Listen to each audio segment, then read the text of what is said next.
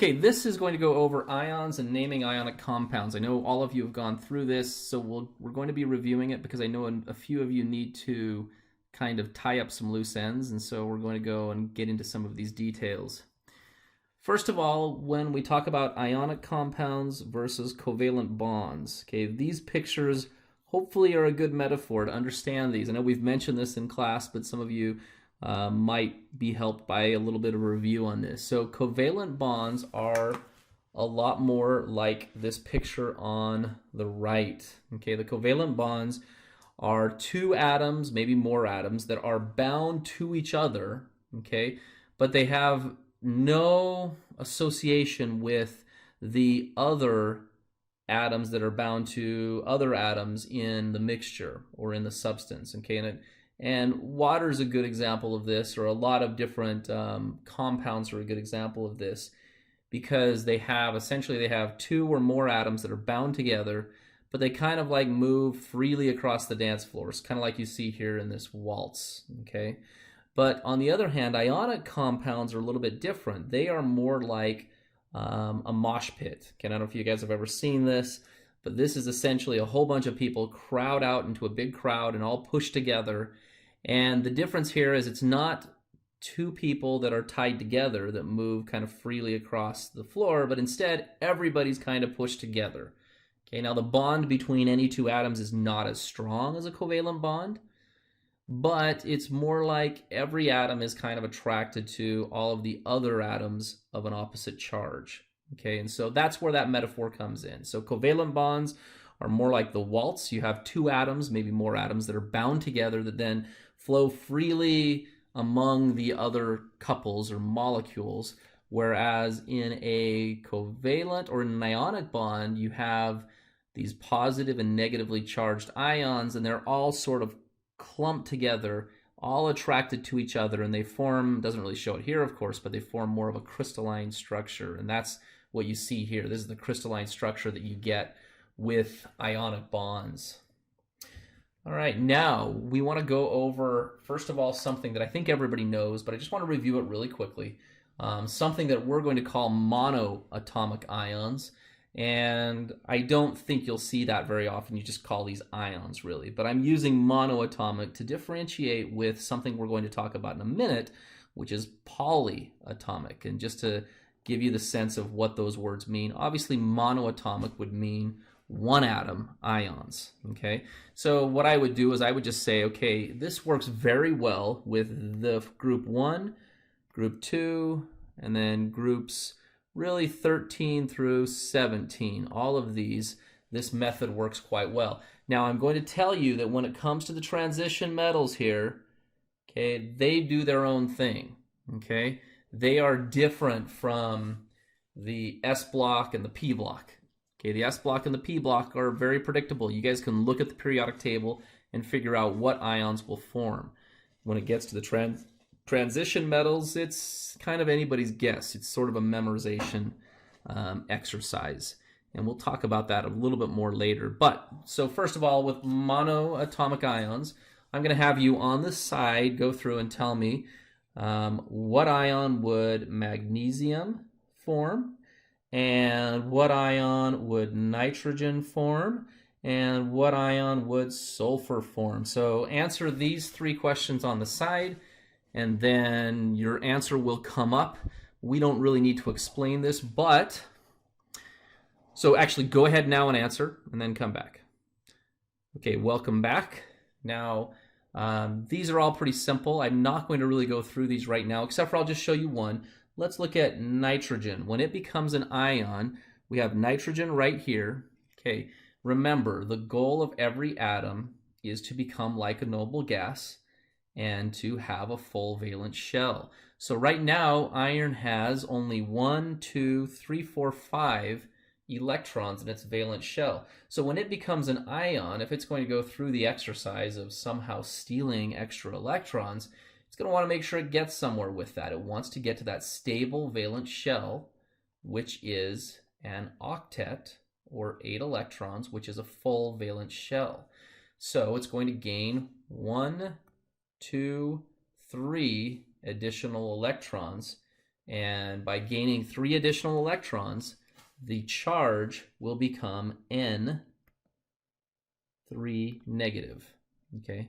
Sometimes if you write N negative 3, that's fine. But for some reason, you see when people write these, they write the 3 first and then the negative. I see that more commonly, but you do see the other way around too. I don't care which way you do it. I'm kind of in the habit of putting the 3 first. Now, here's the key. This is called the, let's go to the next page here. Okay, this one that we just did is called the, let's look at these exact ones we had, N3 negative. Okay, now look at this, naming anions. Okay, the key here is anions are, of course, negative ions. This only applies to naming, I should even say here, naming, I'm going to put in here, monoatomic, oops, sorry, let's go back. Monoatomic, why is that trading screens here? It might be too high on the screen. Okay, so we should really call this naming monoatomic.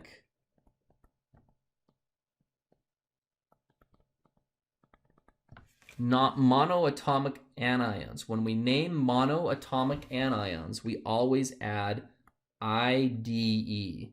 Now you have to make sure you keep that straight because ITE is going to be for a completely different case. But when we're naming monoatomic anions, it becomes IDE. So I'm not going to have you do a practice here, okay, but, well, I will have you do one practice. But this one would become, instead of nitrogen, it becomes nitride. And you just have to kind of get used to what part of the word is switched, okay, because it kind of switches around, okay. So so phosphorus, if we look at our periodic table here, phosphorus is going to form a 3 negative ion. So P3 negative is going to be what? Okay, it's going to be phosphide. Okay, and I want you on the side to do O2 negative. What does that become? Okay, welcome back. Hopefully you figure that out. That would, of course, would be oxide. All right, excellent. Now let's go on to the next part here. Now we're going to form ionic compounds, okay? So here is the key here. This is going to be a big part of what you need to do.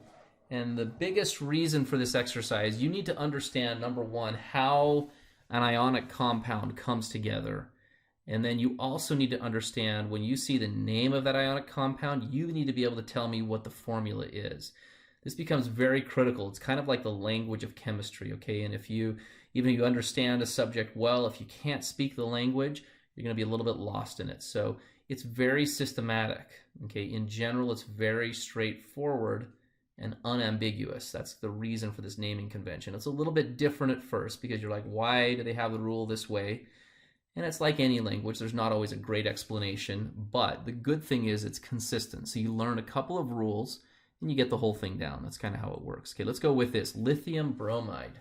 Okay, the key here, the rule that you need to follow to figure out these formulas is you need to make sure that the overall charge of the compound is neutral. Okay, so you need to find the ratio between these two ions that will give you a neutral compound overall. So here's the best way I think to do it. Let's just list the 2 ions first. Now lithium, of course, is here in the alkali metals in group 1, and so any of the alkali metals, when they become an ion, always become a 1 positive. So we have lithium, we just put a positive, we don't put a 1 because it's assumed. And then we have bromide. Bromide is right here, that's a halogen. Halogens are 1 away from becoming a full valence shell, and so with halogens we always add 1 electron, making it Br negative. Okay, now the question is simply, how do you put these 2 together to make the overall compound neutral? Well, this one's easy, okay, because it's a 1 positive and a 1 negative. Obviously, we can just put it in a ratio of 1 to 1 because, Sorry about that. 1 to 1, because we have a 1 positive and a 1 negative. So it's lithium bromide, LiBr, just one of each. Okay, now magnesium chloride's a little bit slightly more challenging. Okay, magnesium is an alkaline earth metal right here. And chloride, of course, is a halogen. Okay, I want you to work on this one yourself. So please, on the side, answer this question. All right, welcome back. So magnesium chloride, we've got a magnesium 2+ and a chlorine minus. Okay, so now we've got to say, okay, we've got a 2+ on one atom, or one ion, and then the chloride ion has a 1 negative charge. So how are we gonna, what ratio is going to balance this all out? Okay, well, obviously we're gonna need 2 chlorides to balance out the, so we're gonna need 2 chlorides to make 2 negative charges that balance out the 2 positive charge on the magnesium ion. Okay, so it's going to come out to be magnesium chloride, just like that. Okay, here's a, I don't know if this is helpful or not. Okay, and so I'm gonna tell it to you just because a lot of people use it.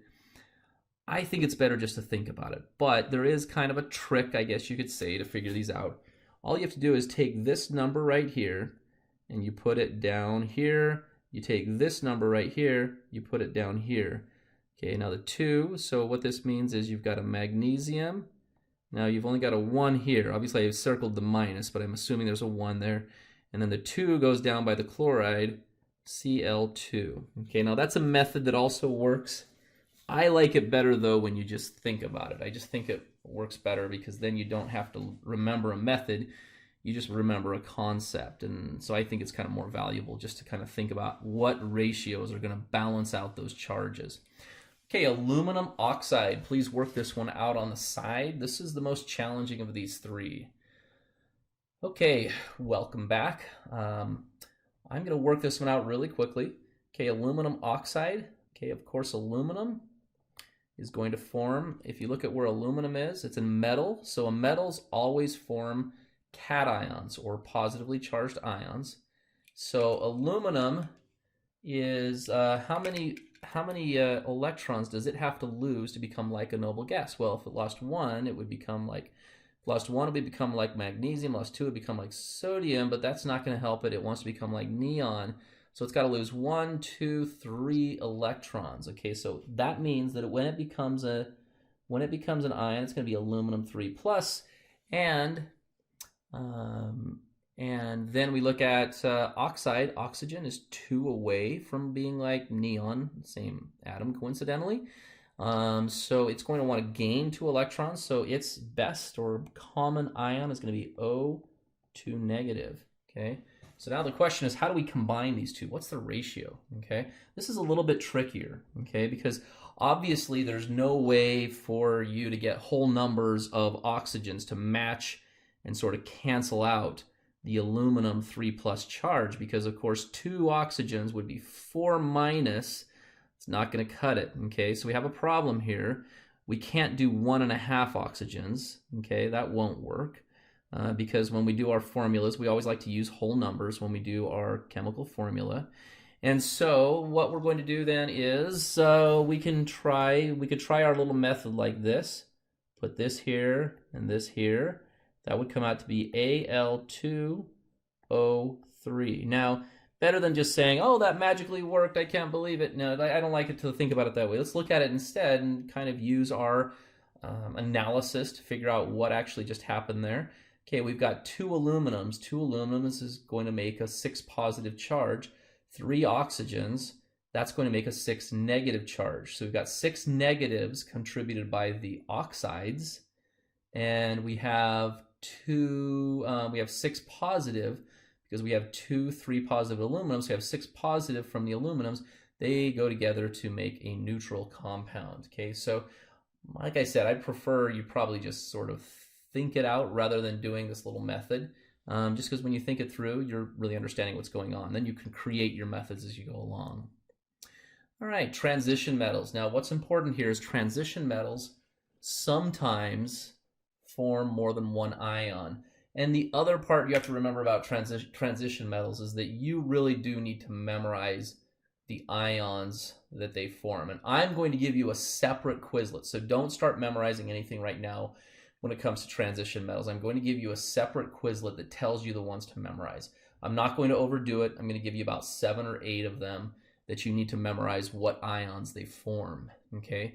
But the first thing you need to understand is that they're not easy to predict, like the group 1, group 2, group 13, 14, 15, 16, and 17 are, okay? All of the transition metals are much more challenging to predict, okay? And there are ways to do it, but it's a little bit more complex, okay? So we're going to really take a memorization approach, which we like to rarely use in chemistry, but we will be using it in this case. And one important thing here is that you always use these Roman numerals. What do those Roman numerals mean? Okay, so that's the question, is when we get these two, when we see these names, what is the chemical formula? So I want you to work both of these out on the side and then come back and we'll talk about what the chemical formula is, okay? So on the first one, it's iron 2 oxide. Iron 2 oxide, now the 2 refers to the charge on the iron ion, okay? So I'll tell you right now that iron forms a 2 positive ion or a 3 positive ion. Down here you can see that. You can see iron forms both of those types of ions. And so in this case, iron is going to be Fe, of course. And so it's going to be a 2 positive charge, and then oxide is O2 negative. Okay, this is too easy because it's going to be obviously a 2 positive and 2 negative. The ratio that makes that compound neutral is going to just be 1 to 1. Okay, pretty straightforward. Next one's slightly more challenging.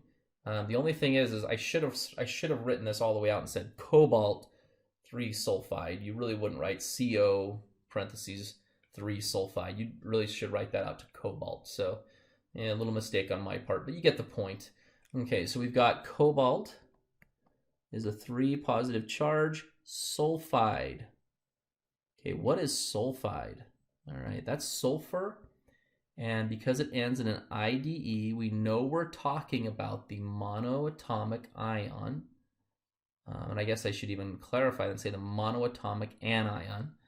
And when we look at the periodic table, we know, in fact, let me just glance at it. Here's sulfur here. We know that the ion that sulfur is going to form is going to be, add 1 electron, add 2 electrons to become a full valence shell. So it's going to be a 2 negative charge. Okay, so sulfur 2 negative. All right, now we could just do this little thing right here, put this one here and this one here, or we can think it out with our brains, and we could say, okay, how many cobalts and how many sulfurs in whole numbers do we need so that we come up with a neutral overall compound? Let's try it. So with 1 cobalt, we can't make it work because if we have 1 sulfur, that's a 3 plus compared to a 2 minus. That's not going to work. If we put 2 sulfurs, it's going to be 4 minus to a 3 plus. That's not going to work. So let's try 2 cobalts. Okay, so 2 cobalts is a 6 plus. How many sulfurs could we use to make a 6 plus? We could do it with 3 sulfurs. Okay, so in the lowest terms, the ratio would be cobalt 2 and then sulfur 3. Okay, so this would be cobalt 3 sulfur. Okay, and then when you see this, you actually need to be able to go back the other way too. And you need to know that when you're talking about, let me just make one correction here. Let's make a smaller O so we don't get confusion here. But when we go backwards, you have to know that you need to put that 3 in, because you need to know that if you want to be safe with the transition metals, every time you see a transition metal, just add that Roman numeral. And you can tell here, by going backwards, you can tell that this cobalt, because you know that sulfur is a -2 ion, so you know that cobalt, if it's balancing that out and making it neutral overall, that cobalt must be a +3 ion. So when you write this out, you should write out cobalt 3 sulfide. okay? And it's always safe with the transition metals. If you're not sure, it's best to write the Roman numeral. You're not going to be wrong if you write the Roman numeral. You're not going to ever be marked down or criticized or anything like that if you say a Roman numeral when it's not needed. But if you don't say the Roman numeral when it is needed, when it's needed for clarity and for ensuring there's no ambiguity, then that would be a problem if you didn't include it. So you're better off, the safest bet is to always include that Roman numeral. All right, now the next topic, polyatomic ions, okay? So as it says right here, polyatomic ions have multiple atoms that are bound together that overall have a certain charge, okay? So here's a simple one to look at, OH negative. So it's an O bound to an H, and then overall it has a negative charge. Sometimes you can put it like this and show that overall it has a negative charge, all right?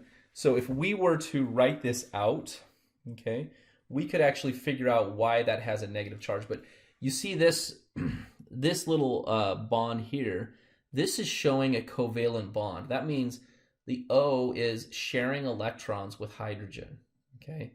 So we have a covalent bond there, those stick together, but then overall it has a -1 charge, okay? And we could actually count these out. We could do what we call a Lewis dot structure, and we could show, so we've got 2 of these here, we've got the hydrogen here, we've got 1, 2, 3, 4, 5, 6. So now we have a total of 8 valence electrons there. And if we figure this out, we will see very quickly that we have 1 extra electron than we have protons, essentially. And the only key you have to remember here is that we're only showing the valence shell for oxygen here. And so you have to remember that you've got 2 electrons inside that aren't being shown, that are in the first principal energy level. So we're only showing the ones in the second principal energy level. So essentially you've got the 2 electrons inside in that first principal energy level, and then oxygen would normally have 6 electrons. Hydrogen would have 1 electron, but then if you count these, you got 1, 2, 3, 4, 5, 6, 7, 8. So really between these two, we would come out to be, instead of 6 plus 1, we'd actually become 2. And so we would come out to be 10 electrons total, and we only have 9 protons. So our charge overall is a -1. All right, so I know I confused you there, I apologize. But the point is that if you counted all of the electrons in this,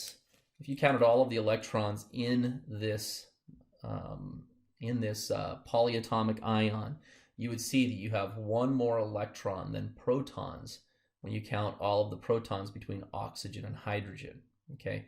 And I challenge you to kind of go and experiment with this so you can see that a little bit better. I know that my explanation was not as helpful, but the key there is that between those two atoms, or 3 atoms, or 4 atoms, okay, you have a certain number of protons, but you have more electrons than you have protons. Usually the polyatomic ions are negative, but there is one that we will include that is a positive, okay? I could show you some more of those, but for now I think we're going to move on. All right, here is your list of polyatomic ions, okay? You need to memorize all of these, all right? Actually, there's a few on here you don't have to memorize. What you have to memorize is memorize the Quizlet. Okay, so I gave you a Quizlet on common polyatomic ions, and you need to make sure that you memorize all of those. Okay, now this is not one of those things you can just kind of set aside and figure it won't come up. Okay, this is an absolute have to sit down and memorize, and you've got to have it memorized well. You need to have it memorized like you're learning a language, in a way that you can recall these in a split second, so that you can use them in casual conversation and know what you're talking about. I recommend 3 sessions of about 30 minutes each to memorize these. Maybe it'll take 1 more, maybe it'll take 2 more. Maybe you're an exceptional memorizer and it only takes 1 session. It doesn't really matter. You got to get it down, okay? chemistry is generally not about memorization, but this is an exception. You've got to learn these, all right? So memorize all of these. When I say something like hydrogen carbonate, you should quickly be able to write HCO3 negative, okay? So that means you've got 1 hydrogen, 1 carbon, 3 oxygens, and an overall -1 charge, okay? So that's how you should think about that. If I said phosphate, you would put PO4 3 negative, okay? And again, this is an overall -3 charge. You have 1 phosphorus, 4 oxygens. These are bound together covalently. We'll talk about that later. And overall, you have a 3 negative charge, which means if you added up all of the electrons that are in this molecule, you'd have 3 more electrons than you would have protons between this phosphorus and these 4 oxygens. And that's how you would get that -3 charge overall. Okay, now here is the kicker here, okay? Now you need to treat these polyatomic ions just like you treated the monoatomic ions. And the key here is that you need to keep your polyatomic ions grouped together. Okay, you don't break them up and put the numbers separate. You always put a parentheses around them and consider them together. If there's only 1 polyatomic ion, you don't need the parentheses. If there's more than 1 of those polyatomic ions in your ratio, then you need to have the parentheses. Let's go over some examples. Sodium nitrate, okay? So all you do is the same thing. We're trying to find out what the formulas are for these ionic compounds. I'm going to do the first one. I'd like you to do the next couple. Sodium nitrate. So we've got a sodium is Na positive, nitrate. Now you will have this memorized already, NO3 negative. Okay, well this is pretty simple. All right, so we've just got a 1 positive sodium and a 1 negative nitrate. Okay, that's going to be easy. They just come together. Okay, so it's NaNO3. Okay, no biggie. No biggie at all. Okay, now the next one though, let's see what this one is. Magnesium phosphate. Oh, this is more challenging. Okay, I want you to work this out on the side. Come back, let me know your answer. All right, hopefully you work that out on the side. I am going to work with you on it now.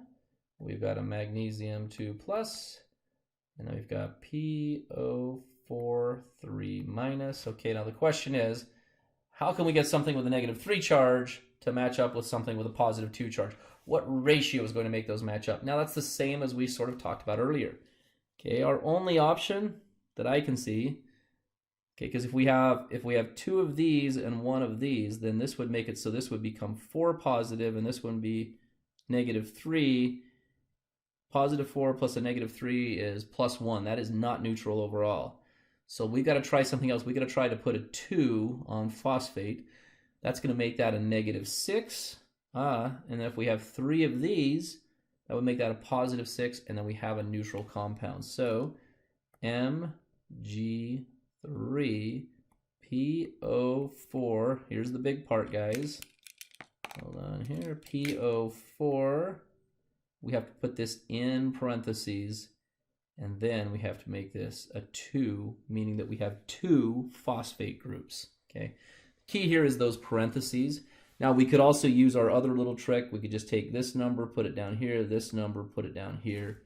That's exactly what we came out with. Okay, you do the last one there, aluminum sulfate. All right, that's also a fun, challenging one. You do that one on your own, work it out, see if you get the right answer. Okay, welcome back. I'm not going to work that last one out because I bet you guys have already figured it out.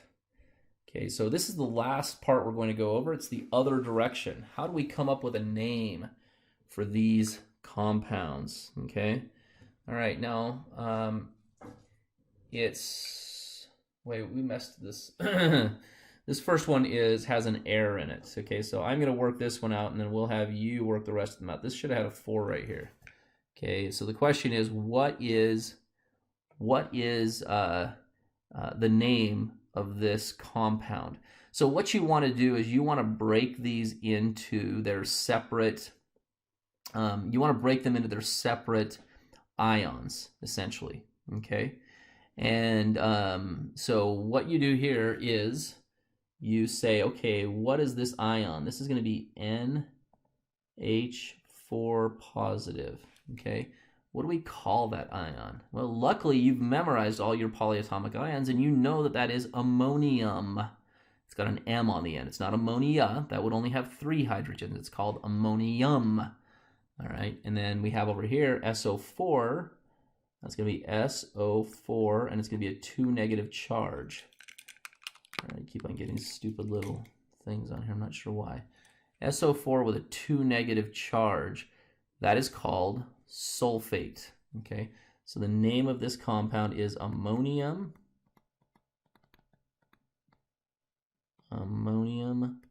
sulfate. All right.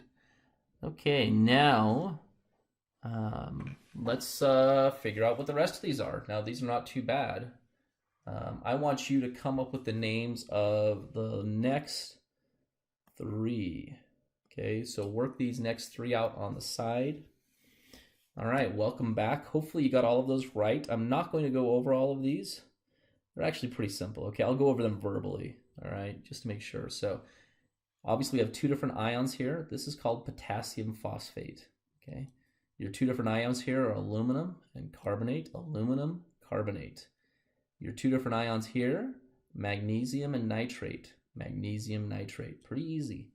You know, your last one here has a little curveball thrown at you because we have a transition metal here, okay? So whenever you see a transition metal, you've got to think, uh-oh, do I know what ion that forms? And is it always going to form the same ion? Because sometimes in the case of iron, it doesn't always form the same ion.